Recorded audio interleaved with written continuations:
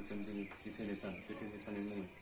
जाहाथे बिथांनि जिउआव अरायबो सोरगोआव मोननो हायो आरो दाख्लैबावैसो जे नागालेण्डआव मुंख्लं गोबां नागा सुबुंफोरा